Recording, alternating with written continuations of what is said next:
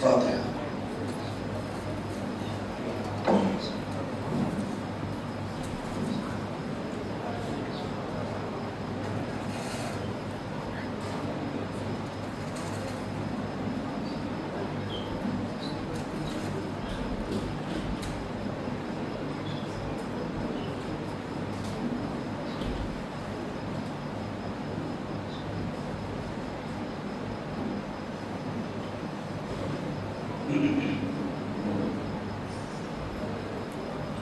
اعوذ باللہ من الشیطان الرجیم، بسم اللہ الرحمن الرحیم، الحمد للہ رب العالمین، الصلاۃ والسلام علی اشرف الانبیاء والمرسلین، سیدنا و نبینا و مولانا ابی القاسم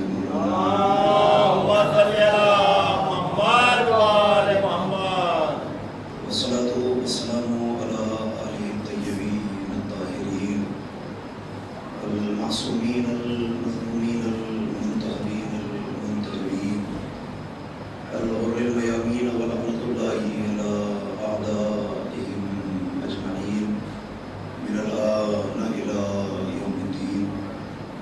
اللهم لعن غير ظالم ظلم حق محمد وآل محمد وآخر تابع اللهم لعن الإصابة التي جاهدت الحسين وشايعت وبايعت وتابعت على قتله، اللهم لعنهم جميعا. أما بعد فقد قال الله تعالى وتبارك بسم الله الرحمن الرحيم وهلوا أساور من فضة. صلى أكبر محمد وآله. اللهم صل على محمد وآل محمد. کربلا کی عظیم شخصیات کے عنوان سے آج اس عشرہ مجالس کی یہ 9ویں مجلس ہے جو آغاز پذیر ہونے جا رہی ہے، اور مسلسل 8 دنوں تک میری کوشش رہی کہ شہدائے کربلا میں کم سے کم کچھ شخصیتوں کے حوالے سے آپ تک معلومات پہنچ جائے اور میرا آنا بھی کامیاب ہو اور آپ کا فرش رضا پہ آنا بھی انشاءاللہ کامیاب ہو جائے۔ آج رئیس بھائی کی فرمائش بھی ہے، اور چونکہ شہدائے کربلا کے علاوہ جو اسرائے کربلا ہے ان میں آپ کا بہت بڑا مقام ہے، اسی لیے آج اس شخصیت کا انتخاب کہہ لیجیے یا مجبوری کہہ لیجیے یا حکم کہہ لیجیے، فرمائش کہہ لیجیے، تو اسی کی تعمیل کے لیے حاضر ہوں۔ آیت سے آپ سمجھ گئے ہوں گے کہ مجھے کس طرف جانا ہے۔ میں صرف ترجمہ کروں گا 2 جملے آپ کو آمادہ کرنے کے لیے، اور وہیں سے میرا موضوع انشاءاللہ آغاز پذیر ہو جائے گا، لیکن بہت توجہ کے ساتھ اور پوری آمادگی کے ساتھ، تاکہ مجھے لگے کہ موضوع میں نے چھیڑا ہے تو مجمع اس کا اہل ہے اور اس موضوع کو برداشت کر سکتا ہے۔ سورہ مبارکہ دہر میں خداوند عالم ارشاد فرماتا ہے وَهُلُّوا أَسَاوِرَ مِن فِضَّةٍ، اہل جنت جب داخل جناح ہوں گے، جنتیوں کو جب جنت کا پروانہ دے دیا جائے گا، جب جنت والے روش فردوس پہ رواں دواں ہوں گے، دروازے جنت پہ پہنچیں گے، تو ان کا جو استقبال ہوگا وہ کس شے کے ذریعے سے ہوگا؟ بہت توجہ رکھیے گا۔ آیت ہے، میری طرف سے ایک لفظ نہیں ہے جو آیت کا مفہوم ہے، جو آیت کا منطوق ہے، جو آیت میں اللہ نے کہا ہے، بس لفظ میرا ہے، میں آپ تک پہنچا رہا ہوں۔ ایک لفظ کا ترجمہ نہیں کروں گا چونکہ اسی سے میرا موضوع آگے بڑھتا ہے، آپ ترجمہ خود کر لیجیے گا۔ اللہ کہتا ہے کہ جب داخل جنت اہل جناح ہوں گے، جب جنتی لوگ جنت میں داخل ہوں گے، ہلو اساورا من فضہ، تو انہیں فضہ کے کنگن پہنائے جائیں گے۔ فضہ کے کنگن پہنائے جائیں گے۔ میں یہ دیکھ رہا ہوں کہ یہاں کتنے لوگوں نے، 2 لوگ تو اس وقت میری نظروں میں پہنے ہیں، برادر نے ہمارے پہنا ہے، ادھر میرے بھائی نے پہنا ہوا ہے. چونکہ شیعوں کی ایک پہچان بن چکی ہے کہ اگر شیعہ کو پہچاننا ہو یا عقیق کی انگوٹھی سے پہچانا جائے گا یا ہاتھ میں پڑے ہوئے چاندی کے کڑے سے پہچانا جائے گا. اور بد نسب لوگ اسی کڑے پہ زیادہ اعتراض کرتے ہیں. اللہ شاید ان کی نیتوں کو دیکھ رہا تھا، اس نے پہلے ہی قرآن میں اس آیت کو رکھ کے بتایا کہ جنت والے جب جنت میں جائیں گے تو فضہ کے کنگن پہن کے جائیں گے. یعنی اگر جنتی لوگوں کو دیکھنا ہو تو کسی کو نہ دیکھو، کالے کپڑے پہنے ہوئے لوگوں کو دیکھ لو، جنتی لوگوں کا دیدار ہو جائے گا. یہ سوال پڑھے مل جل کے عظمت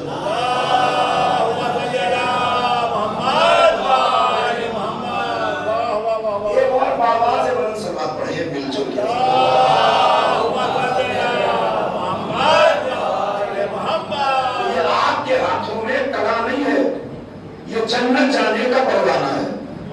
وہاں جنت میں جا کے انشاءاللہ ملے گا. یہاں مولا کے صدقے فرش اعظم نے آپ کو یہ کڑا پہنا دیا. اب میں نے ترجمہ نہیں کیا اس کا جان بوجھ کے. فضہ کا کنگن پہنایا جائے گا. یہ قبلہ تشریف فرما ہے. قرآن ہر ایک کے پاس ہوگا. قرآن مجید پڑھیے. جہاں تک میرا مطالعہ ہے، جہاں میں نے قرآن کو پڑھا ہے، تو قرآن میں 6 موقعوں پر لفظ فضہ استعمال ہوا. کتنے موقع؟ 6. اب اگر آپ آمادہ ہوئے تو شاید میرا جملہ آسانی سے پہنچ جائے گا. کتنے موقعوں پہ لفظ فضہ قرآن میں آیا؟ 6 موقعوں پر. اور یہ قبلہ بیٹھے ان سے پوچھ لیجئے کہ جہاں بھی لفظ فضہ آیا اس کے اللہ نے ایک ہی معنی لیے، چاندی کے. چاندی کے علاوہ کوئی معنی نہیں ہے. جہاں لفظ فضہ آیا سورہ آل عمران سے لے کے سورہ بحر تک، اکیلے سورہ بحر میں یہ لفظ 3 مرتبہ استعمال ہوگا. اس کے علاوہ پورے قرآن میں 3 مرتبہ استعمال ہوا. تو 6 کے 6 موقعوں پہ اللہ نے فضہ کے معنی لیے چاندی کے. چاندی ہوتی ہے چمکدار. اس کے معنی یہ ہے اللہ کو خلیص چہرے کے لوگ پسند نہیں ہے جن کے کردار سے چمک پیدا ہو رہی ہو.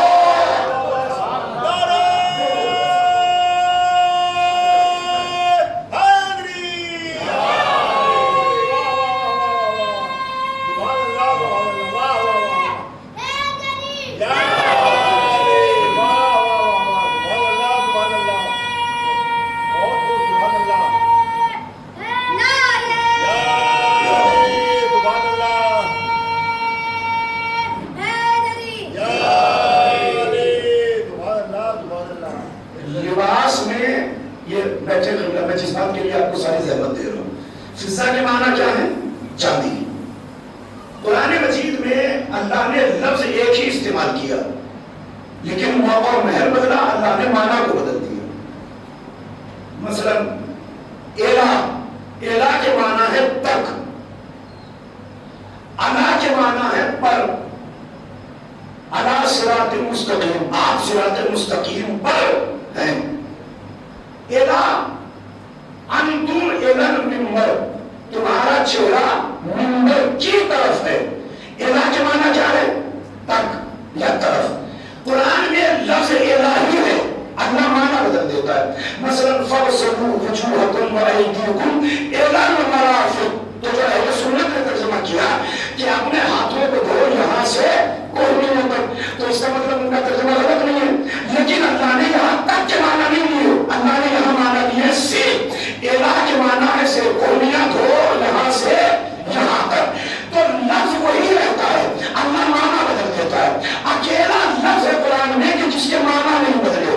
یہاں بھی چاندی کے معنی، وہاں بھی چاندی کے معنی. اس کے معنی یہ ہے کہ کسی اہل خیرے کی تمیز اللہ کو پسند نہیں آتی، اکیلے صحرا کی تمیز کو. یہ لباس میں نے پہنا ہوا ہے، ہمارے صاحب بھائی نے سفید کپڑا پہنا ہے. آپ سفید کپڑا لے لیجیے، چمکدار کپڑا لے لیجیے، مارکیٹ میں جائیے، اچھے سے اچھا کپڑا خریدیے، اچھے ٹیلر کو جا کے سلوائیے، بہترین سفید شرٹ سفید پینٹ پہن کے بازار میں نکلیے. یہ ساری دنیا میں ہوتا ہے. آپ چمکدار لباس پہن کے بازار میں جائیں گے تو ہر دکاندار دیکھے گا، کوئی کہے گا ہاں کتنا خوبصورت کپڑا پہنے. کہتے میاں کپڑے سے کیا ہوتا ہے، کردار تو کالا ہے. خالی کپڑا اچھا ہونے سے کیا ہوتا ہے؟ چمکدار لباس تو بازار سے جتنے چاہے خرید لو، بات تو تب ہے کہ جب کردار میں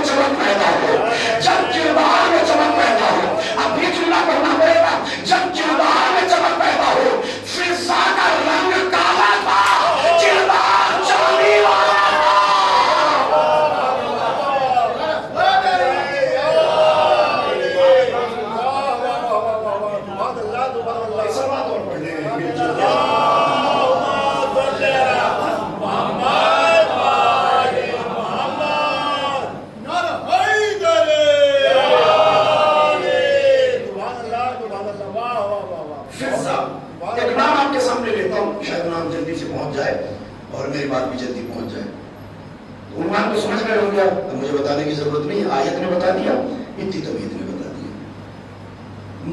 مولانا قیس زنگی پوری، ایک بار اور ان کا تذکرہ ہو چکا ہے، زنگی پور ان کا وطن تھا، غازی پور سکم میں چھوٹا سا گاؤں آتا ہے زنگی پور قصبہ، وہاں کے رہنے والے تھے۔ انہی کے گاؤں کے ایک مولانا ہے مرحوم انتصار مہدی صاحب قبلہ اللہ مقام، سرزمین مظفر پور بہار میں انہوں نے 40 سال سے زیادہ پیش نمازی کی، امام جمعہ جماعت کی حیثیت سے 40 سال سے زیادہ۔ تو اربعین کا شرح میں نے بھی وہاں 7-8 سال پڑھا ہے، اور الحمدللہ لوگوں کی بڑی محبتوں کا شکریہ کہ جو وہاں سے ملی۔ اربعین کا عشرہ ہوتا تھا، مولانا شمیم الحسن صاحب قبلہ بنارسی خدا سلامت رکھے، مولانا شاہد رضوی صاحب، میں، مولانا عابس طاہر جبری صاحب قبلہ کے فرزند عابس جبری، اور اس کے علاوہ 7-8 ذاکرین ہوتے، مولانا تحسین صاحب، مولانا شبیم صاحب، یہ سب لوگ اربعین کا عشرہ پڑھنے کے لیے وہاں آئے ہوئے تھے۔ لیکن دیکھیے اللہ جسے عزت دیتا ہے عزت اسی کی ہوتی ہے۔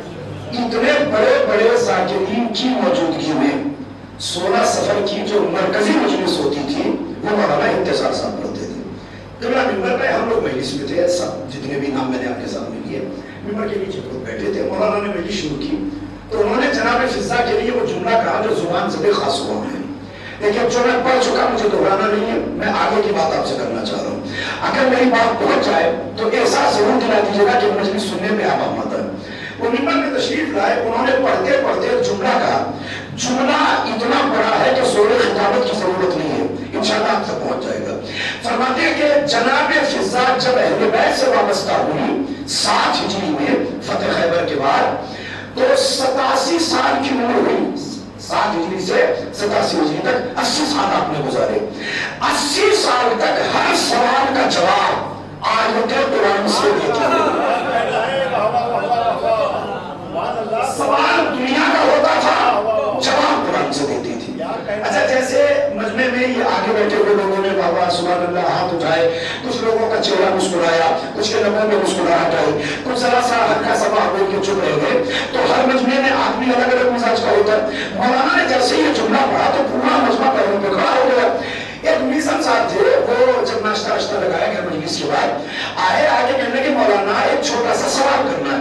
تو انتصار صاحب نے کہا کہ یہ کون سا سوال ہے؟ کہا ابھی جو آپ نے ممبر پہ پڑھا کہ فضا نے ہر سوال کا جواب آیت قرآن سے دیا، کوئی ذاکر یہ نہیں پڑھتا کہ محمد نے ہر سوال کا جواب قرآن سے دیا ہو، یا علی نے ہر سوال کا جواب قرآن سے دیا ہو، یا زہرا جب بولی ہو آیت قرآن لوگوں پہ ہوئی ہو، یا حسنین کریمین شریفین جب بھی جواب دیتے ہو آیت قرآن سے جواب دیتے ہو۔ تو پنجتن نے تو قرآن سے جواب دیا نہیں، لیکن جو دروازے میں جھاڑو لگانے والا ہے وہ ہر بات کا جواب قرآن سے دیتے ہیں، کیونکہ مولانا میری سمجھ میں یہ بات نہیں ہے۔ تو مولانا کہتے ہیں ابھی میں جواب دیتا ہوں۔ میں نے کہا کہ آپ رہنے دیجیے، میں ابھی ان کو جواب دے دیتا ہوں، چونکہ سب سے چھوٹا میں تھا۔ اچھا جواب بھی میرا تیار کرتا نہیں تھا، ادھر اس نے سوال کیا جیسے پشت پہ کوئی آیا ہو اور آج اس نے ذہن میں فکر ڈالی۔ میں نے کہا یہ کون سا بڑا سوال ہے؟ میں نے کہا صاحب یہ بتاؤ قرآن اصل میں کیا ہے؟ کیا مطلب؟ میں نے کہا حقیقت میں قرآن کیا ہے؟ کہ مجھے نہیں معلوم اللہ کی آیت ہے کیا؟ میں نے کہا نہیں، اہل بیت کے عمل کا قصیدہ ہے۔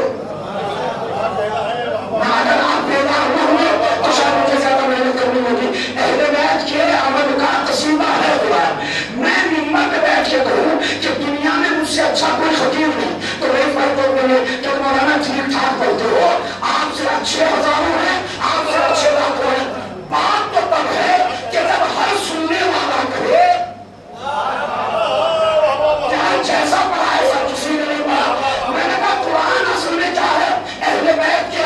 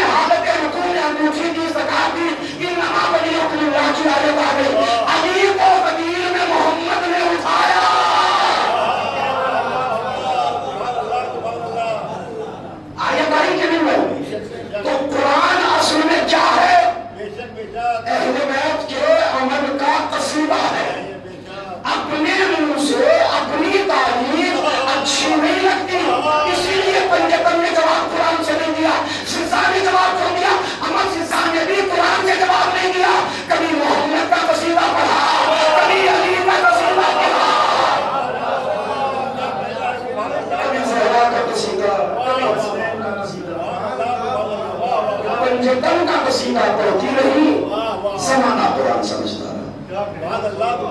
میں یہاں آیا ہوں آپ کے درمیان. آپ کی زبان ہے گجراتی. میں 2-3 سال میں 4 سال میں اگر یہاں رہ جاؤں تو گجراتی سیکھ سکتا ہوں, سیکھ بھی لوں گا. بہت بڑی بات نہیں ہے سیکھنا کسی بھی زبان کا. ذرا گرامر آ جائے آدمی زبان سیکھ لے گا. زبان تو سیکھ لوں گا, لہجہ کہاں سے لاؤں گا؟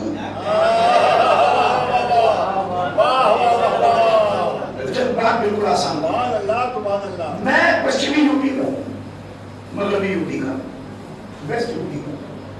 یہ رئیس بھائی, ہمارے پرویز بھائی, حیدر بھائی, ہمارے شجر صاحب, یہ ایسٹ یو پی کے ہیں. ہمارے علاقے کی زبان ہے لٹھمار, ہریانوی زیادہ, جیسے ڈنڈا مار دیا جائے. آپ ہمارے علاقے میں آئیے, 2 سال 3 سال رہ لیجیے, آپ یقیناً ہماری زبان بول لیں گے, لیکن وہ جو لہجے میں پر رہتا ہے وہ کہاں سے لائیں گے؟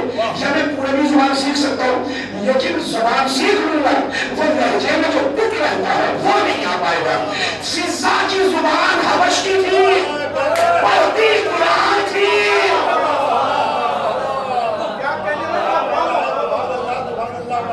کوئی عرب لہجے میں عیب نہیں نکال سکا.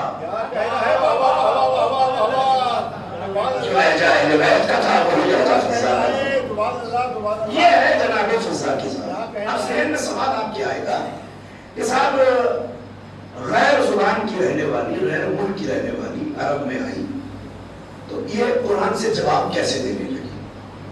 ہر آدمی کے ذہن میں سوال ہوگا, کیونکہ اہل بیت نے ماننا نہیں خالی سکھایا, سوچنا بھی سکھایا کہ پہلے فضیلتوں کو سوچو تب فضائل کو ماننا.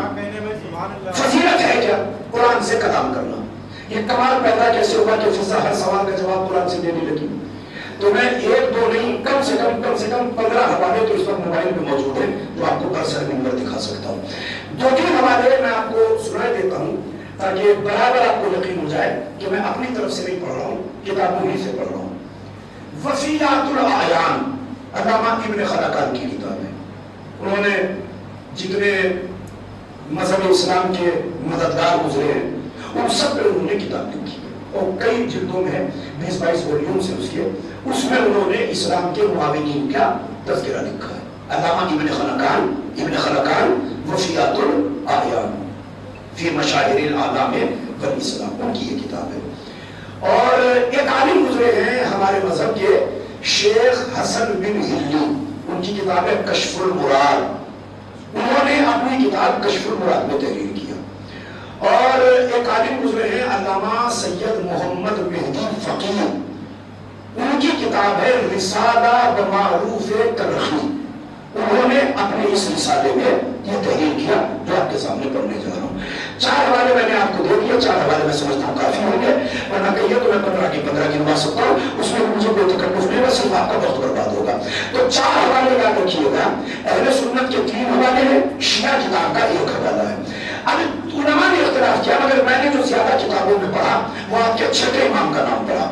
کچھ راویوں نے لکھا کہ وہ 8ویں امام کے شاگردوں میں تھے. مانا جس کے بھی ہو, ہمارا پہنا بھی علی ہے, ہمارا آخری بھی علی ہے. اس سے کوئی فرق نہیں پڑتا کہ وہ 6 امام کے شاگرد تھے یا 8ویں امام کے شاگرد تھے.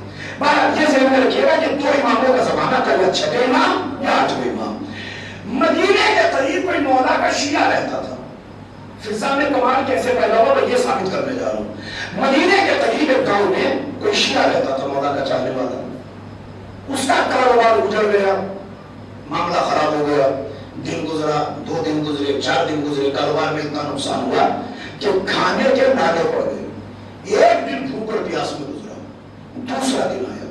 خدا نے میرے کسی کے ساتھ ایسا وقت ہے, اب یہ بیچارہ نا امید ہوا اور ایسے گردن جھکا کے گھر میں بیٹھا ہے کہ میں بیوی بچوں کا پیٹ کیسے پالوں گا. دوسرا دن ہو گیا, نہ بیوی نے کچھ کھایا نہ بچوں نے کچھ کھایا, ہمارا خالی پانی پہ گزارا ہو رہا ہے. زوجہ اس کے قریب آئی. اب زوجہ ہو تو ایسی ہو, ورنہ اللہ بیوی نہ دے. جو میں کہنے جا رہا ہوں خصوصی طور پہ سماعت کیجیے گا. آئی قریب, سر جھکا کے کیوں بیٹھا ہے؟ اس نے کہا تم 2 دن سے بھوکے ہو, تمہارے لیے میں کچھ روٹی کا انتظام نہیں کر پایا, سالن کا انتظام نہیں کر پایا, کاروبار میرا خراب ہو گیا. اب بتاؤ کہ تم بھوکے مرنے کی نوبت آ گئی, نہ بچوں نے کچھ کھایا نہ تم نے کچھ کھایا, ایسے میں کیا میں فکر مند بھی نہ ہوں؟ تو زوجہ نے پلٹ کے کہا کہ مجھے تیری سمجھ نہیں آتی, کرم کا دریا مدینے میں بہ رہا ہے, کرم کا دریا, کرم کا سمندر مدینے میں بہ رہا ہے, اور تو شروع قسمت کا ماتم کرتا ہے. اس نے جلدی سے سر پہ ہاتھ مارا, کہتا میں بھی عجیب پاگل ہوں, میرا مولا مدینے میں رہ رہا ہے اور میں یہاں ٹوٹی قسمت لے کے بیٹھا ہوں. اس کے معنی یہ ہے کہ شیعہ ہر زمانے میں بغیر مقدر اللہ سے نہیں بنواتے, اللہ والوں سے بنواتے ہیں. تو اس نے کہا کہ میں مدینے گیا, واپس آیا, تم آرام سے بیٹھو, آج کھانے کا انتظام ہو گیا. جلدی سے یہ مدینے کی طرف بڑھا. جیسے مجلس سجی ہے ایسے مولا کی بارگاہ سجی ہے, مولا در سے توحید دے رہے بیٹھے ہوئے ہیں. یہ بیچارہ آیا تو اس نے دیکھا کہ مجمع بہت زیادہ ہے. مولا کے دربار میں مجمع کو دیکھا تو اسے شرمندگی کا احساس ہوا کہ میں ان لوگوں کے سامنے مولا سے کیا کروں. مولا کو سلام کیا اور ایسے ہی ایک کونا لے کے مولا کی بارگاہ میں بیٹھ گیا, سر جھکائے ہوئے. لوگوں سے شرمندگی ہو رہی ہے. جب ذرا دیر گزری, امام نے سر اٹھایا, اس کا نام لیا, کہتے تو کسی حاجت سے آیا ہے؟ اس نے کہا جی مولا لے کے تو حاجت آیا ہوں, مگر مجھے اتنے لوگوں سے شرمندگی ہو رہی ہے. جملہ پڑھنا میرا کام ہے, سمجھنا نہ سمجھنا آپ کی ذمہ داری ہے. یاد رکھیے کہ یہی روح شیعت ہے کہ غیروں کے سامنے ہاتھ پھیلاتے ہوئے شرمندگی ہو. جو تیار بدیار بھیک مانگتا پھرتا ہو, میں نہیں جانتا کہ وہ کس مزاج کا شیعہ ہے. امام نے کہا نہیں یہ ہمارے اپنے ہیں, ان سے تکلف کرنے کی ضرورت نہیں ہے, بولو کیا بات ہے. اسے تھوڑا پھر تکلف ہے. امام نے کہا نہیں بے فرق کہو کہ کیا بات ہے. اس کی آنکھوں میں آنسو آئے, کہتا مولا میرے بچوں نے 2 دن سے کچھ کھایا نہیں ہے, اگر آپ کرم کر دیں 2 وقت کی روٹی کا انتظام ہو جائے تو مولا میرے بیوی بچوں کی جان بچ جائے گی. امام نے کہا بس 2 وقت کی روٹی چاہیے. کہاں مولا وہ 2 وقت کی روٹی چاہیے. امام نے ایک لمحے سوچا, وہاں نالین مبارک مولا کی رکھی تھی. امام نے کہا ایک کام کر, میری نالین لے کے چلا جا. مانا کیا اس نے روٹی, امام نے کیا دیا اپنی جوتی, میری نالین لے کے چلا جا. اچھا اگر وہ ہم جیسا ہوتا تو سوچتا کہ امام نے نالین دی ہے. سچے عقیدے کا شیعہ تھا. نالین کے پاس گیا, اپنے سر سے امامے کو اتار کے ایک طرف رکھا, امام کی نالین مبارک کو لیا, اپنے سر پہ رکھا, اپنے پیروں سے جوتیوں کو برطرف کیا اور مدینے سے باہر اپنے گھر کی طرف چلا. جملہ میں پڑھوں گا, انداز آپ کا دیکھوں گا کہ آپ کیسے سن رہے ہو. اس شیعہ نے تبرکات امامت اٹھانے کا طریقہ بتا دیا کہ جب بھی تو پیروں میں نالین ہو.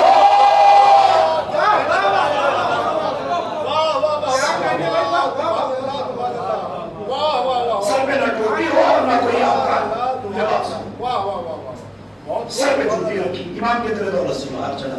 اب جیسے آپ سوچ رہے ہو نا, ایسے ہی وہ مجمع سوچ رہا تھا. ایک صحابی کھڑا ہوا, کھڑا ہو کے کہتا ہے فرزند رسول سوال کی اجازت ہو تو سوال کرو. امام نے کہا کہو بسم اللہ. کہ مولا اس نے مانگی تھی روٹی 2 وقت کی, آپ نے کہا میری جوتی لے کے چلا جا. مولا یہ سوال کا جواب تو برابر نہیں ہوگا. دیکھیے جو کریم ہوتا ہے وہ کریم ہی ہوتا ہے, جو جواب ہوتا ہے وہ جواب ہوتا ہے. سخی سخی ہوتا ہے. سخی وہ ہوتا ہے جو مانگنے کے برابر دے دے. کریم جو طلب سے زیادہ دے دے, اور جواب جو نسلوں کا انتظام کر دے. امام سے کہتا مولا اس نے آپ سے روٹی مانگی, آپ نے کہا میری نالین لے جا. امام نے کہا تو صرف نالین دیکھ رہا ہے, ہم نے اتنا عطا کر دیا, اتنا عطا کر دیا, اتنا عطا کر دیا کہ آنے والی 7 نسلیں اگر دونوں ہاتھوں سے متعدد رہے تو نسلیں ختم ہو جائیں گی. اچھا امام نے کہہ دیا, صاحب کو یقین ہو گیا. اس نے نہیں سنا کہ مولا نے کتنا دیا, یہ تو نالین لے کے نکلا, چلا امام کے در دولت سے اپنے گھر کی طرف. چلتے چلتے چلتے چلتے روایت کہتی ہے کہ عرب کا ایک بہت بڑا تاجر سامان تجارت فروخت کر کے کئی سال کے بعد پلٹ رہا تھا, مدینے کے قریب پہنچا.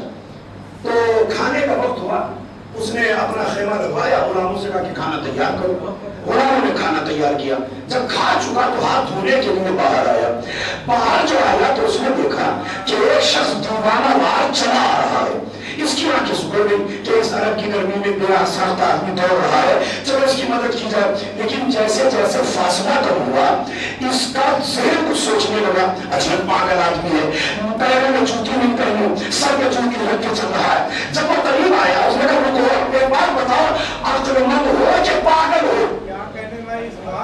اب سوالنے کا جملہ عقل مند ہو کہ پاگل ہو؟ اس نے کہا میں عقل مند تو نہیں کہتا مگر میں اتنا جانتا ہوں کہ میں آل محمد کا دیوانہ ہوں۔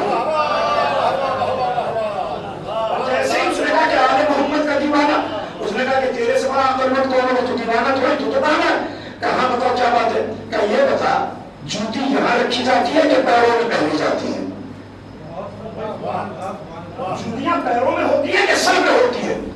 اس نے کہا کہ نہیں، تیرا سوال تو بچا ہے کہ جوتی ہوتی تو وہی ہے، لیکن اگر تجھے پتا چل گیا کہ یہ نالین کس کی ہے،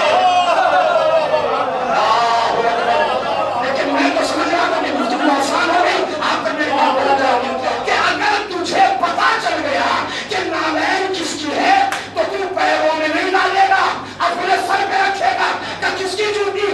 کہ اس کے نواسے کی کہ جو عرش پہ نالین سمیت گیا۔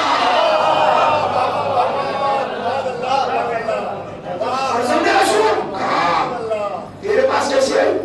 کہ میں ایک مشکل میں گرفتار تھا، مولا کی بارگاہ میں گیا، میں نے مولا سے سوال کیا، امام نے کہا میری نالین لے جاؤ۔ اس نے ذہن پہ زور ڈالا، کہتا ہے ایک کام کر، نالین مجھے بیچ دے۔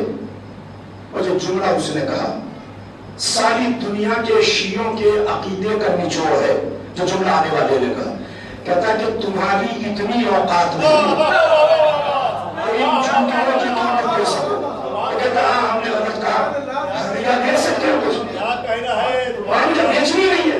کہا نہیں سوچ لو، تم تو مشکل میں گئے تھے، مولا نے کہا نالین لے جا، تو ہو سکتا ہے کہ تمہاری مشکل میرے ذریعے سے حل ہو رہی ہو۔ اس نے ایک لمحے کے لیے سوچا، کہتا یہ بتا کہ تو کیا دے سکتا ہے؟ اس نے کہا کیا تو میں نہیں بتا سکتا مگر میں اتنا جانتا ہوں کہ میرے پاس اتنا ہے کہ تیری آنے والی 7 نسلیں، جو امام نے ارشاد فرمایا تھا تیری آنے والی 7 نسلیں اگر دونوں ہاتھوں سے لٹاتی ہے تو ختم نہیں ہوگا۔ اس نے سوچا کہ یار مانگا تو 2 وقت کی روٹی تھی مولا سے، امام نے 7 نسلوں کا انتظام کر دیا۔ اور کہا ٹھیک ہے لو نالین۔ انہوں نے کہا رک جا، پیروں سے نالین اتاری، اپنے سر کا امامہ اتارا، مولا کی نالین اپنے سر پہ رکھی، سارے خزانے اس کے حوالے کیے، چلا مدینے کی طرف۔ کہتا کہاں جا رہے ہو؟ کہ جس نے تجھے شہنشاہ بنایا اسی کی قداگری کو جانا۔ اب نہ امام نے آنے والے کو بتایا نہ جوتی لے جانے والوں کو بتایا، امام کی اور صحابی کی گفتگو ہوئی۔ یہ مولا کی نالین لے کے امام کے دربار میں پہنچا، دروازوں پہ تو سجا تھا، اس نے آگے مولا کو سلام کیا۔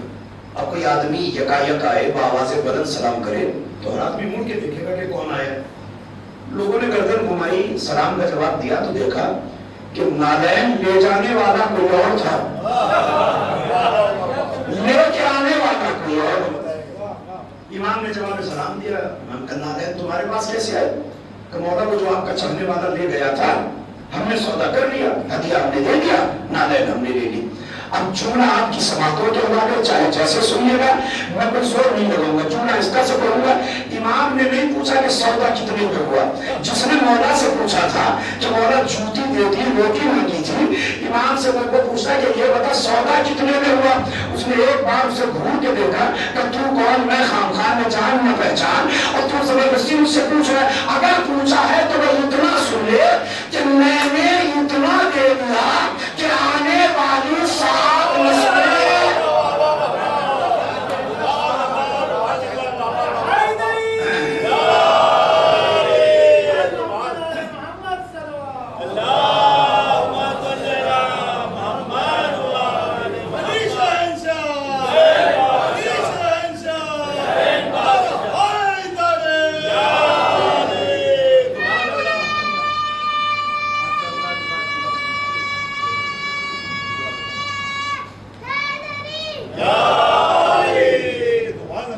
میں نے اتنا دے دیا کہ آنے والی 7 نسلیں اگر دونوں ہاتھوں سے لٹاتی رہیں تو نسلیں ختم ہو جائیں گی، خزانہ ختم نہیں ہوگا۔ امام نے کہا یہاں کیوں آیا ہے؟ کہتا مولا بس اب یہ در دولت میں غلامی کا شرف مل جائے۔ امام نے کہا اسلام میں غلامی نہیں ہے۔ میں تو سمجھ سکتا ہوں، ٹھیک ہے تم سمجھ سکتے ہو۔ اب یہ مولا کے در دولت پہ رہنے لگا، امام کی ضروریات کو پورا کرنے لگا۔ امام کی ٹائمنگ جانتا تھا، کب سوتے ہیں مولا، کب آرام کرتے ہیں، کب نماز پڑھتے ہیں، کب کھانا کھاتے ہیں، کب لوگوں سے ملاقات ہوتی ہے، وہ سارا شیڈیول سے مولا کا معلوم ہے۔ اب یہ بھی جانتا ہے کہ ملنے والے کب آتے ہیں۔ اچانک کوئی سائل امام کے دروازے پہ پہنچا دوپہر کے کھانے کے وقت، امام کھانا کھا کے آرام فرما رہے تھے، وہ دروازے پہ پہنچا، اس میں قدموں کی آہٹ سنا، دروازہ کھول کے باہر کھڑا ہو گیا۔ ہاں کیا بات ہے؟ کہ مولا سے ملنا ہے۔ کہا بات بتاؤ کہ بات کیا ہے؟ آنے والے نے اپنی پریشانی بتائی، اس نے پریشانی کا حل بتایا، آنے والا واپس چلا گیا۔ 6-7 مہینے کچھ گزرے، وہ مولا کا چاہنے والا پھر مولا کے دربار میں آیا۔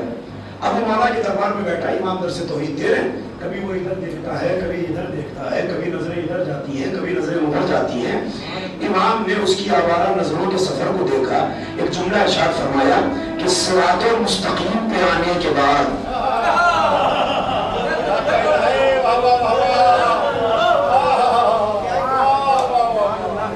ہر بات پڑھنے کی نہیں ہوتی، صراط مستقیم پہ آنے کے بعد یہ آوارہ سفر کیوں؟ اس نے ہاتھ جوڑے، کہتا فرزند رسول بس آپ کے غلام کو ڈھونڈ رہا ہوں۔ امام نے کہا کون سے غلام کو؟ ہمارے تو بہت سارے لوگ ہیں۔ وہ کہتا معروف نام کا آپ کا غلام ہے، اس سے ملنا ہے۔ امام نے کہا چلو وہ تو ہم بلا لیں گے، بات بتاؤ کہ بات کیا ہے؟ کہتا مولا کچھ مہینے پہلے میں آیا تھا، میرا گھر دریا کے اس پار ہے، دریا مجھے تیرنا چکے آتا نہیں، ایک کشتی تھی، کشتی جا چکی تھی، اب میں جاؤں تو کیسے جاؤں؟ تو میں آپ کے در دولت پہ آیا کہ آپ سے کوئی اسم اعظم لے لوں، کوئی وظیفہ پوچھ لوں تاکہ میں دریا کو پار کر لوں۔ کہ پھر کیا ہوا؟ کہ آپ آرام کر رہے تھے، آپ کا غلام معروف باہر آیا، اس نے کہا پریشانی بتاؤ، میں نے پریشانی بتائی، تو معروف نے مجھے پریشانی کا حل بتایا۔ امام نے کہا پریشانی حل ہو گئی؟ کہاں مولا حل ہو گئی۔ امام نے آواز دی معروف، جلدی سے مولا کے سامنے آیا، ہاتھ جوڑ کے کھڑا ہوا، جی فرزند رسول اسے پہچانتے ہو؟ جانا پہچانا چہرہ چاہے جب مل جائے، نظریں جب چار ہوتی ہیں، آنکھوں سے آنکھیں ملتی ہیں تو آدمی کے لبوں پہ مسکراہٹ آتی ہے۔ معروف نے چہرہ دیکھا مسکرایا، ہاں مولا جانتا ہوں۔ کیسے جانتے ہو؟ کہ حضور کچھ مہینے پہلے یہ آیا تھا، دریا کا معاملہ تھا، یہ آیا تھا آپ سے وظیفہ پوچھنے، تو میں نے اسے وظیفہ بتا دیا، پوچھے سے کہ اس کا معاملہ حل ہوا کہ نہیں ہوا۔ امام نے کہا معاملہ تو حل ہو گیا، ہمیں یہی تو پوچھنا ہے کہ وظیفہ کیا بتایا؟ معروف کہتا مولا میں نے کچھ نہیں بتایا، میں اتنا کہا کہ میرا نام لے، دریا پہ قدم رکھ، میں اب جملہ میں پڑھوں گا اور چہرے بھی آپ کے پڑھوں گا کہ کہاں تک میری بات پہنچے، میرا نام لے، سچے دریا پہ قدم رکھ، تیرا راستہ بن جائے گا۔ امام نے کہا بتا پھر کیا ہوا؟ کہتا مولا میں دریا کے کنارے پہنچا، میں نے معروف کا نام لیا، معروف معروف کہتا رہا، دریا نے مجھے راستہ دیا، میں نے دریا کو پار کر لیا۔ امام مڑے معروف کی طرف، کہتے یہ بتا کہ تو نے میرا نام کیوں نہیں بتایا، میرے دادا حلال مشکلات امیر المومنین کا نام کیوں نہیں بتایا، آپ نے اللہ کا نام کیوں نہیں بتایا، اپنا نام کیوں بتایا؟ اس نے ہاتھ جوڑے، کہتا مولا یہ بتائیے کھانا کس سے مانگتے ہو؟ کہ تجھ سے۔ کہ پانی کس سے مانگتے ہو؟ کہ تجھ سے۔ کہ مصلی کون بچھاتا ہے؟ کہ تو۔ کہ غذا کون لگاتا ہے؟ کہ تو۔ دسترخوان کون بچھاتا ہے؟ کہ تو۔ سواری کون لاتا ہے؟ کہ تو۔ کہ مولا آپ انصاف کرو، جو نام ایک معصوم کی زبان پہ صبح و شام ہے،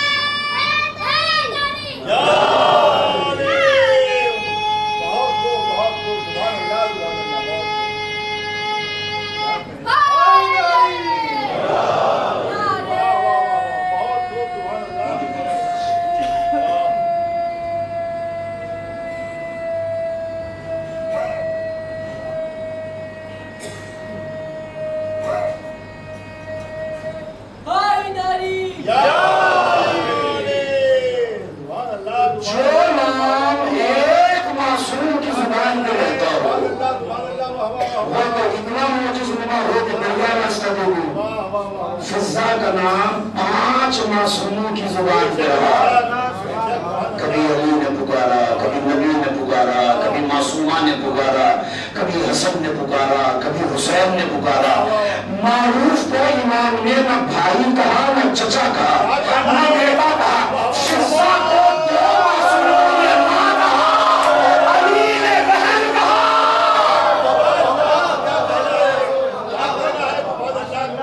جس کا رشتہ عصمتوں سے اتنا گہرا ہو, کیا اس میں یہ کمال نہیں ہوگا کہ وہ ہر سوال کا جواب قرآن سے دے؟ بہت بڑی بات ہے. صحبت کا پیغمبر کی یہ اثر تو ہے کہ جو نبی کی صحبت میں رہ گے تو اس پہ اثر ہو جاتا ہے. اچھا برادران اہل سنت سن کے کہہ سکتے ہیں کہ صاحب یہ تو راوی آپ کا ہے, امام آپ کا ہے, صحابی آپ کے گھر کا ہے, آپ نے اپنے گھر کا واقعہ سنا کے سند دے دی, چلیے ہم نے مان لیا. حالانکہ میں نے 3 کتاب اہل سنت کی آپ کو بتائی, 1 کتاب سے پہلے شیعہ کی بتائی.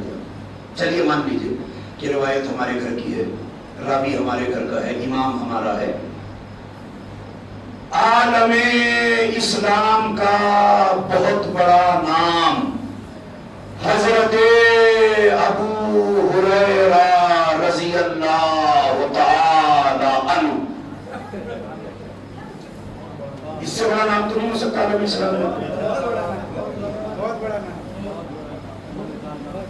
7,776 حدیثیں صحیح کتابوں میں ہیں. کتنی؟ 7,776. 2,226 روایتیں جو باقی علماء نے نقل کی ہیں کہ حضرت ابو ہریرہ نے فرمایا روایت عن رسول اللہ, قال النبی, سمعت عن رسول اللہ, سمعت عن النبی الکریم. ساری روایتوں کا آغاز یہیں سے ہوتا ہے کہ میں نے نبی سے سنا, نبی نے فرمایا. بالکل آسان سے تعارف دے دوں آپ کو, یہ وزیر صاحب ہیں جنہوں نے اکے کی پیاز مکے میں بکوائی تھی اور جنت واجب کر دی تھی کہ جو اکے کی پیاز مکے میں کھائے گا اس پہ جنت واجب ہو جائے گی. حدیث ام المؤمنین تک پہنچی, ام المؤمنین نے طلب کر لیا تم سے کب نبی نے کہا تھا کہ جو اکے کی پیاز مکے میں کھائے وہ جنت میں جائے گا. اس نے مہلے پہ پہلا مارا کہ تیرے باپ سے نبی نے کب کہا تھا کہ نبی کا کوئی وارث نہیں ہوگا.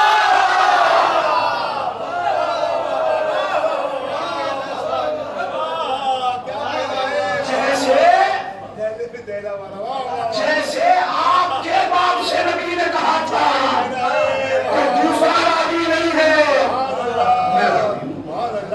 حضرت ابو ہریرہ رضی اللہ تعالی عنہ, پوری عزت سے نام لے رہا ہوں میں, کوئی اس میں اعتراض والی بات تو نہیں, بالکل سیدھی بات ہے. ہم کہہ تو سکتے ہیں اللہ راضی ہو جائے, اللہ کی مرضی راضی ہو کہ نہ ہو, دعا کر سکتے ہیں اللہ راضی ہو جائے. حضرت ابو ہریرہ, آپ کے نظام ان سے کیا لینا دینا, انہی سے تو لینا دینا ہے. اب پوری محنت ایک طرف, یہ جملہ ایک طرف. صاحب ان سے کیا مطلب؟ ہاں ان سے مطلب ہے ایک ہی وقت دونوں کے مشرف پر اسلام ہونے کا. 7 ہجری میں جناب فضا فتح خیبر کے موقع میں مسلمان ہوئی, ماہ مبارک میں, اور 7 ہجری کے اواخر میں حضرت ابو ہریرہ مسلمان ہوئے. تو اگر ان کی روایتوں کی تعداد کو دیکھیے تو 10,000 تک جاتی ہے. قرآن میں کتنی آیتیں ہیں؟ 6,000 سے زیادہ. تو جب 4 سال نبی کے ساتھ رہنے والا 10,000 حدیثیں یاد کر سکتا ہے, کے گھر کے باہر رہتا تھا, گھر کے اندر نہیں تھا, یہ تو ایسی گھر میں تھی. 6,000 آیتوں کو یاد رکھنا, جواب دے دینا کوئی بہت بڑی بات نہیں. کبھی ثابت کیجئے کہ آپ ثابت کیا کرنا چاہ رہے ہیں. میں نے کہا صحبت پیغمبر کا اثر یہ تھا کہ حضرت ابو ہریرہ 4 سال کچھ مہینے پیغمبر کے ساتھ رہے. ہماری روایتوں کے حساب سے 28 صفر کو پیغمبر کی وفات ہے, تو ماہ مبارک میں آئے, ماہ مبارک سے ماہ مبارک تک یہ 4 سال لگا لیجیے. شوال, ذوالقعدہ, ذوالحجہ, محرم, صفر, 28 کو پیغمبر کی وفات ہو گئی. تو پیغمبر کے ساتھ 4 سال 5 مہینے گزارے, تو اتنی حدیثیں آپ نے یاد کر لی. فضا نے 4 سال 6 گزارے، 33 سال علی کے ساتھ گزارے، 43 سال حسن کے ساتھ گزارے، 53 سال حسین کے ساتھ گزارے، 49 سال زین العابدین کے ساتھ گزارے، 27 سال محمد باقر کے ساتھ گزارے۔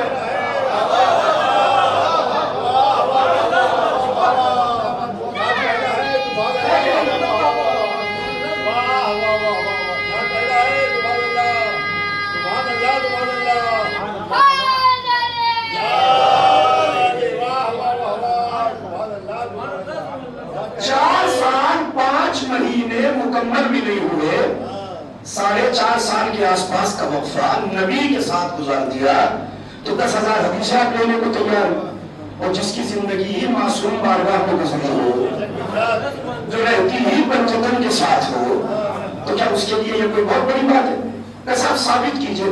حضرت ابو ہریرہ کے بارے میں تمام راویوں نے لکھا کہ دماغ بہت تیز نہیں تھا ابو ہریرہ کا، غلیظ ذہن تھے، ساری روایتوں میں لکھا ہے، اہل سنت نے خود لکھا ہے۔ تنقیح المقال میں علامہ مامقانی نے باقاعدہ ان روایتوں کو نقل کیا کہ صبح کا کھایا شام کو بھول جاتے تھے، یاد نہیں رہتا تھا۔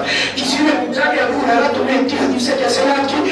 کہ وہ ایک دن اللہ کا پیارا نبی اپنی پیاری زوجہ کے پیارے پیارے دسترخوان پہ گیا، میں بھی نبی کے ساتھ تھا، اندر سے پیاری زوجہ نے پیارے محمد کو بلایا، پیارا اللہ کا حبیب پیاری زوجہ کے پاس گیا، میں دسترخوان پہ بیٹھا تھا، میں نے بغیر اجازت کے آپ کو لطف نہیں آیا تو کسی کو نہیں آئے گا، میں نے بغیر اجازت کے نبی کا دودھ پی لیا، حافظہ کبھی ہو گیا، تو جو چوری سے محمد کا دودھ پیا اس کا یہ حال جو جنت سے منگوا کے محمد کو کھلائے۔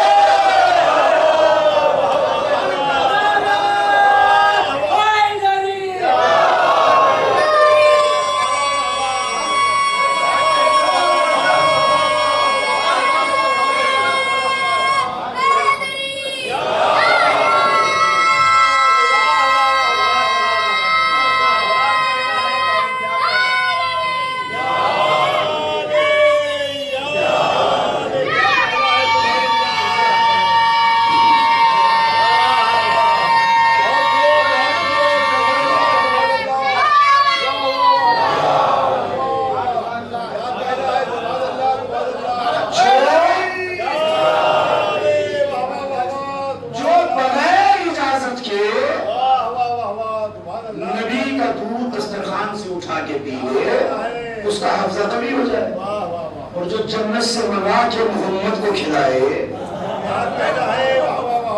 منگایا تھا کہ نہیں جناب؟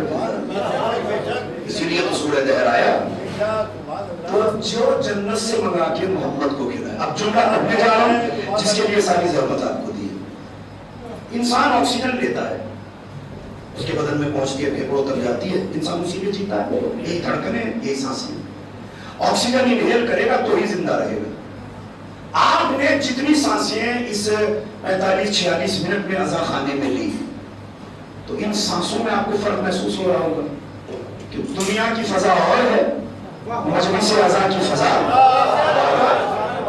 آیت قرآن، ذکر نبی، ذکر آل نبی سے سجی ہوئی جو بارگاہ ہو، تو وہاں سانسیں لینے کا مطلب عمل ہی ہے۔ اور جو انسان آکسیجن کے بجائے کاربن ڈائی آکسائڈ نکالتا ہے اپنے منہ کے ذریعے، کاربن ڈائی آکسائڈ ہوتی ہے، یہ بڑی زہریلی گیس ہوتی ہے کہ نہیں؟ ایمانداری سے بتائیے، جس آنگن میں پنجتن رہتے ہوں، فضا نے جتنی سانسیں لی ہوگی، کوئی بہن سے نبی کے نکلی ہوئی سانس، کوئی زہرا کے بہن سے نکلی ہوئی سانسیں، کچھ حسنین کے منہ سے نکلی ہوئی، کچھ نفس خدا کے منہ سے نکلی ہوئی، اور وہی آکسیجن کے طور پہ جناب فضا اپنے بدن میں لے رہی ہے۔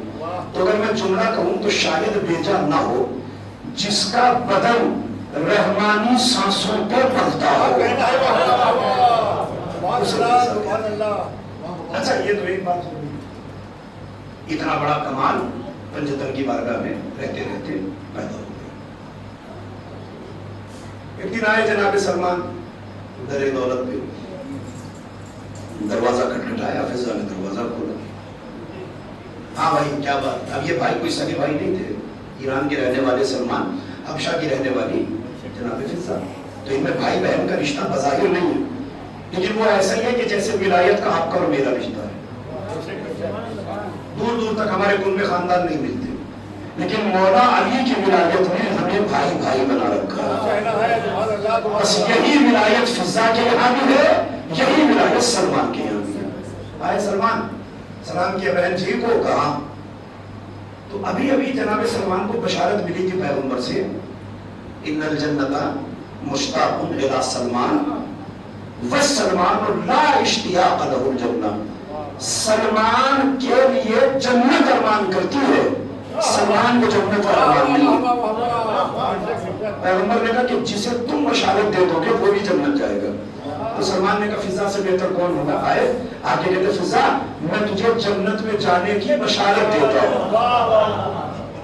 میں اگر آپ کو نمبر سے کہہ دوں کہ آپ لوگ جنت میں جائیں گے تو کل سے سینے پہ تختی لٹک جائے گی کہ ہماری جنت سیدھی ہو گئی. مولانا نے کہا ہے فضا کو پھول جانا چاہیے تھا تو میری جنت پکی ہو گئی. سلمان کا اشتیاق میں جنت ہے. سلمان مجھے کہہ رہا کہ میں جنت جاؤں گی. فضا نے بڑی حقارت سے کہا کہ تیری جنت تجھے مبارک ہو، بشارت اسے دے جو جنت میں رہتی نہ ہو.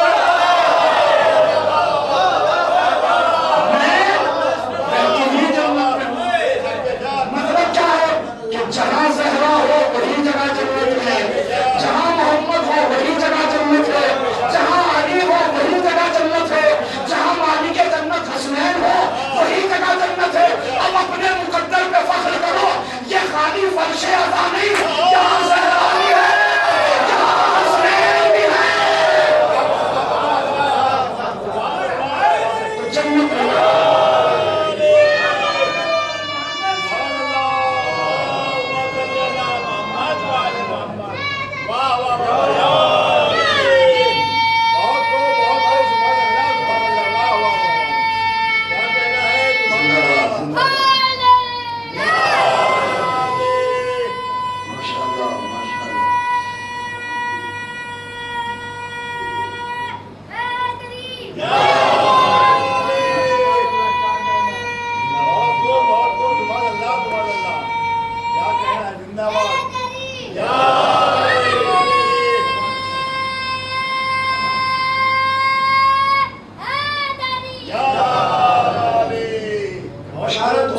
تو جنت میں ایسے کئی مکالمے ہیں جناب فضا و سلمان کے. ایک دن آئے آگے پوچھتے ہیں مولا کہاں ہے. تو فضا نے کہا کہ وہ ایک لمحے سوچا کہ وہ آسمان پہ گئے رزق بانٹنے کے لیے. علامہ سید ابن طاؤس تک نے لکھا ہے فرۃ الغرہ میں، کہتے ہیں کہ آسمان پہ گئے رزق بانٹنے کے لیے. اب درویش کا ٹھکانہ مسجد، چلے گھر سے مسجد میں آ کے بیٹھ گئے. آ کے دیکھا کہ مولا بیٹھے ایسے دو زانوں اور ایسے مشت مبارک کا اشارہ فرما. سلمان نے دیکھا، کہتے مولا آپ نے فضا کو بہت منہ لگا رکھا ہے، کیا ہوا؟ کہا میں پوچھنے گیا تو کہہ رہی آسمان پہ رزق بانٹنے گئے. کہ جب تم پوچھنے گئے تھے تب آسمان والوں کو بانٹ رہا تھا.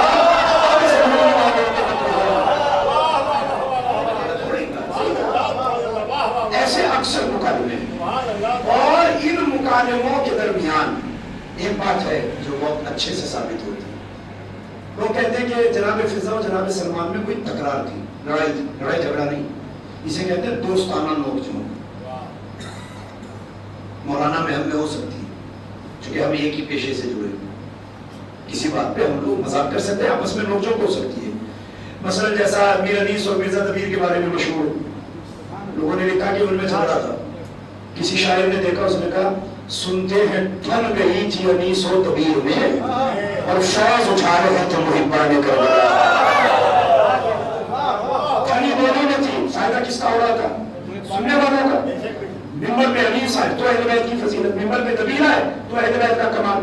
فائدہ تو آپ ہی کا تھا کہ ایسی دونوں میں ٹھنی تھی. امیر انیس اور مرزا دبیر زمانہ ایک ہی تھا لکھنؤ کا. سلامت علی دبیر نے ایک ربائی لکھی. ربائی زبان زد خاص عام ہے، شاید آپ نے بھی سنی ہوگی. خورشید سرے شام کہاں جاتا ہے، روشن ہے دبیر پر یہ جہاں جاتا ہے. مغرب ہی کی جانب ہے مزار حیدر،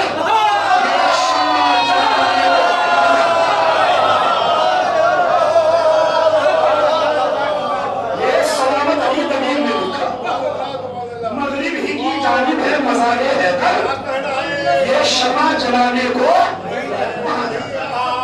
اب دبیر نے لکھا تو لکھنؤ میں تو ہنگامہ ہو گیا، دبیر والوں نے اڑا لیا۔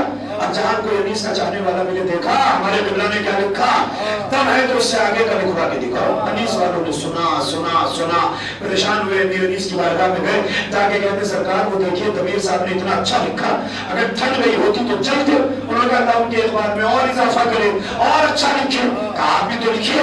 وہ کہا تم جانتے ہو جب تک مولا کی تائید نہ ہو نہیں لکھتے۔ حضور رابطہ کیجئے، مولا سے توسل کیجئے، لکھیے۔ رات کو سوئے، مولا سے رابطہ ہوا، آ کے مولا نے خام میں کچھ بتایا، صبح اٹھے انیس میں لکھا۔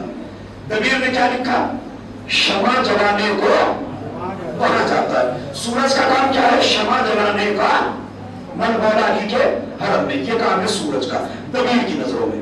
تو انیس تبھی تو انیس ہو گیا کہ جب سورج اس سے بھی نیچے جائے اور اونچا کام کرے۔ امیر انیس فرماتے روزے پجبار یاب ہو جاتا ہے، وہ آج میں لاجواب ہو جاتا ہے، روزے پجبار یاب ہو جاتا ہے، وہ آج میں لاجواب ہو جاتا ہے، شب کو جلتا ہے جو قبر حیدر پر چلا، وہ صبح کو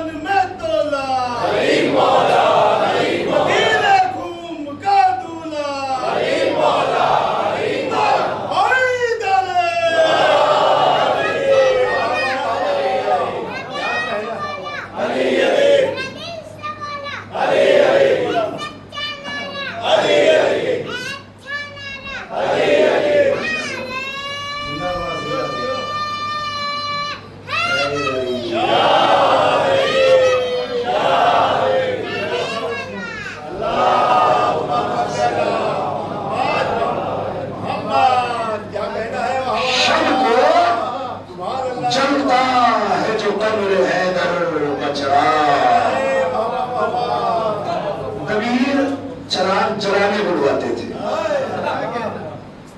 انیس تبھی تو انیس ہوں گے کہ جب آگے کی بات ہو۔ شب کو جلتا ہے جو قبر حیدر بچرا، وہ صبح کو آفتاب ہو جاتا۔ تو ٹھنڈی تھی دونوں میں، فائدہ آپ لوگوں کا۔ اب 250 سال کے بعد بھی کلام انہیں کا ہے، آپ لطف لے رہے۔ ایسے ہی جناب سلمان و جناب فضا بات آپس میں کرتے تھے، فضائل اہل بیت کی کھلتے تھے۔ ایک دن جناب فضا گھر کے کسی کام سے نکلی تو اصحاب صفا کے ساتھ جناب سلمان بیٹھے تھے۔ آخری بات تمام ہوئی، وقت میرا سمٹ گیا، زیادہ وقت میں نے آپ کا نہیں دیا۔ تو جناب فضا کو جناب سلمان نے سلام کیا۔ حالانکہ ہوتا یہ کہ جو چل رہا ہے وہ بیٹھے ہوئے کو سلام کرے۔ سلمان نے پہل کی، فضا کو سلام کیا، فضا نے جواب سلام دیا، وعلیک السلام یا اخی سلمان زادک اللہ علما من العرفان۔ بھائی سلمان، اللہ تمہیں بھی سلامت رکھے، اللہ تمہارا علم زیادہ کرے، اللہ تمہاری معرفت میں اضافہ کرے۔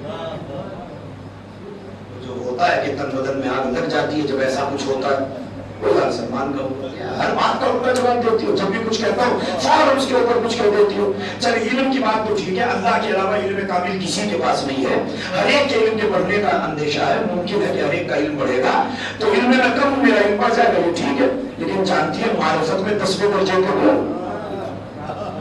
اس کے بعد تو 10واں درجے کے کچھ ہے ہی نہیں۔ اگر 11واں ہوتا تو شاید میری معرفت زیادہ ہو جاتی۔ فضا نے کہا برا کیوں مان رہے ہو، معراج سنی ہے؟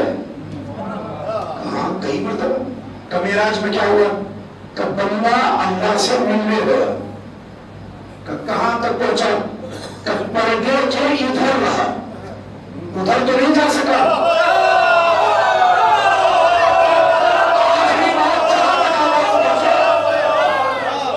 محمد اللہ سے ملنے گئے، پردے کی ادھر چھوڑ کے نہیں کہا ادھر تو نہیں جا سکا، نہیں جا سکا کیوں؟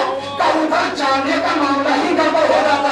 اگر پردے کے آگے جاتے کہ بس سلمان اپنی اوقات کو پہچان، کا کیا مطلب کہ تو دہلیز کے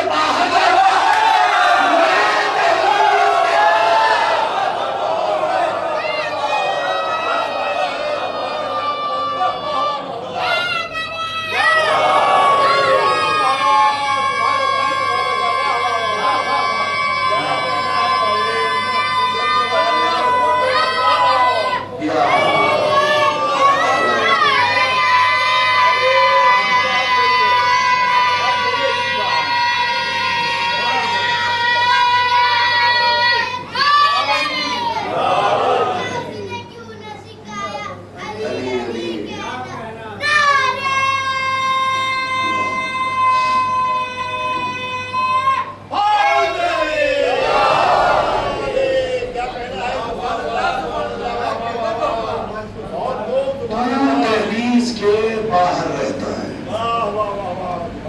میں دہلیز کے جس نور کی قیامت میں بھی زیارت ناممکن ہے، وہ نور 24 گھنٹہ میری کس کا نور؟ فاطمہ کا۔ کس کا چہرہ؟ فاطمہ کا چہرہ۔ وہ ہمیشہ میری آنکھوں کے زہرا کی زیارت کرنے والی فضا، حسنین کو گود میں کھلانے والی فضا، زینب و ام کلثوم کو پالنے والی فضا، ایسے ساتھ ساتھ رہی کہ آخری وقت پیغمبر کا کہتے فضا جو مانگنا ہے مانگ، اللہ نے کہا کہ تیری ہر خواہش پوری۔ علامہ مقبول احمد صاحب اللہ تحریر فرماتے ہیں، فضا نے کہا یا رسول اللہ کچھ مانگنے کی ضرورت نہیں، میرے سارے ارمان پورے ہیں۔ کہ نہیں، حکم خدا کہ اگر مانگنا ہی ہے تو یا رسول اللہ میں نے ایک بات سنی ہے حسن حسین سے اور جناب زینب سے۔ کہا کیا؟ کہ یہ بھائی بہن کربلا کی اکثر بات کرتے ہیں، چاہتی کیا ہو؟ کہ حسین مجھے کربلا ساتھ لے کے چلو۔ وقت آیا، حسین نے مدینہ چھوڑا، مدینے تنہا نہیں گئے، حسین فضا کو ساتھ لے کے گئے۔ زینب کی سینہ سپر جناب فضا، خیام اٹھ رہے ہیں، سب سے آگے جناب فضا موجود۔ کتنے مظالم کا سامنا تھا آپ شاید اندازہ لگا سکیں۔ یزید ملعون کا دربار ہے، جناب زینب نے خطبہ دیا، یزید نے کہا اس عورت کو قتل کرو، فضا سامنے کھڑی ہو گئی، کہتی خبردار زینب کو کوئی ہاتھ نہ لگائے، پہلے فضا کو مارنا پڑے۔ یزید نے کہا پہلے اس بڑھیا عورت کو مارو، جلاد تلوار لے کے بڑھا۔ فضا نے ایک نظر دربار پہ ڈالی، حبشی غلام کھڑے تھے، چہرے سے بالوں کو ہٹائے، کہ مجھے جانتے ہو میں حبشہ کی شہزادی ہوں، نوبیہ میرا نام ہے، میمونہ میرا نام ہے۔ انہوں نے پہچانا ہماری شہزادی جس دربار میں تلواریں نکل آئی، یزید حکم واپس لے، یہ ہماری ملکہ ہے، یہ ہماری شہزادی ہے۔ زینب زمین پہ بیٹھ گئی، ہو کے کہتی ہے بابا ایک تمیز کے اتنے چاہنے والے آئے زہرا کی بیٹیوں اور بے پردہ۔ جزاکم اللہ، جزاکم اللہ۔ بس عزیزو ختم ہو گئی مجلس، وقت تمام ہو گیا۔ شہزادی سکینہ کا تابوت نکلنا ہے، ایک معصومہ کا تابوت برآمد ہوگا، 4 سال کی حسین کی یتیمہ۔ کتنے مظالم کھائے گئے جناب سکینہ۔ شب عاشور حسین کہتے بی بی کل بڑے امتحان کا دن ہے، بابا کیا ہوگا؟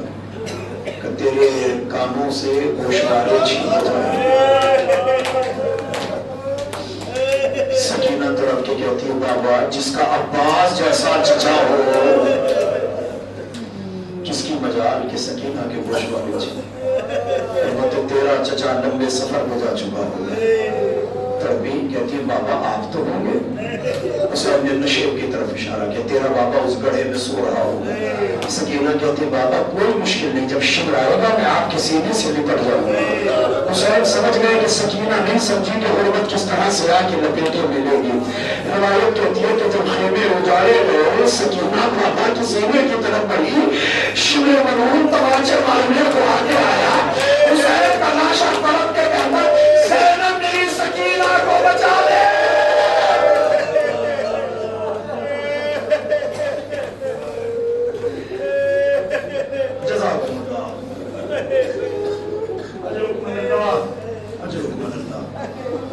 बस अजीजों 2 से 3 मिनट मसाइब हो जाएंगे, शहजादे का ताबूत आएगा, भीगी हुई आंखों से ज़ियारत कर लीजिएगा। वो सकीना जो सीने पे हुसैन के सूती थी, वो सकीना जो अब्बास की चहेती थी, उस पे कितने मज़ालिम हुए। करबला से शाम तक तमाचों पे तमाचे लगते रहे, ताज़ियानों पे ताज़ियाने लगते रहे।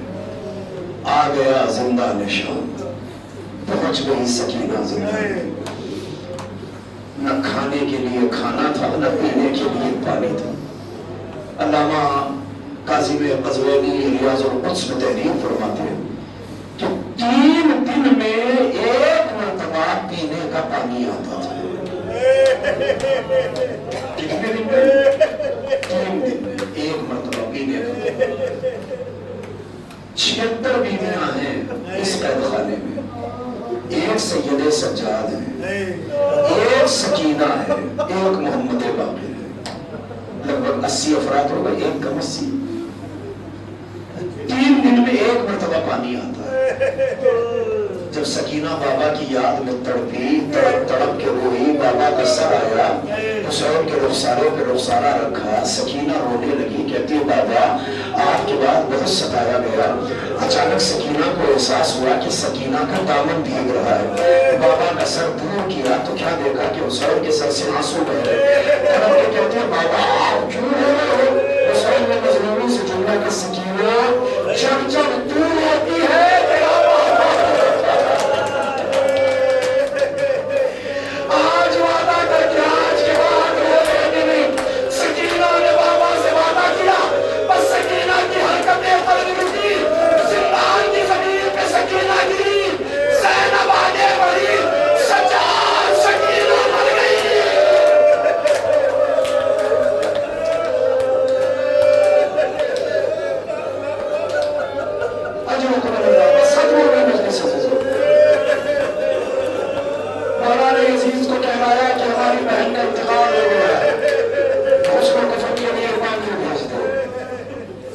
पानी जानते 3 दिन का पानी यजीद ने भेजा है। सकीना का हुस्न तो हो गया है, उन्हें हरम 9 दिन प्यासे रहे। रसाना को बुलाया गया, रसाना आई, उसने सकीना को हुस्न दिया। सज्जाद ने जंजीर बंधे हाथों से कब्र को दी, सकीना को दफन किया। अजीजों वफात हो गई जनाब फिजा की। मौला सज्जाद बएजाज शाम तशरीफ लाए, उसी रसाना को बुलवाया, उसने फिजा को हुस्न दिया। सज्जाद ने अपने हाथों से कब्र में उतारा। जब घोड़े पर सवार होने लगे जेब में हाथ डाला, कहते रसाना ये तेरी उजरत है, इसे रख ले। 1 कदम घोड़ा आगे बढ़ा, सज्जाद ने रो के कहा बीबी जरा ठहरो, तुम्हारा कर्जा भी है। अपनी जेब में हाथ डाला, दूसरी थैली निकाली, कहिए मेरी सकीना की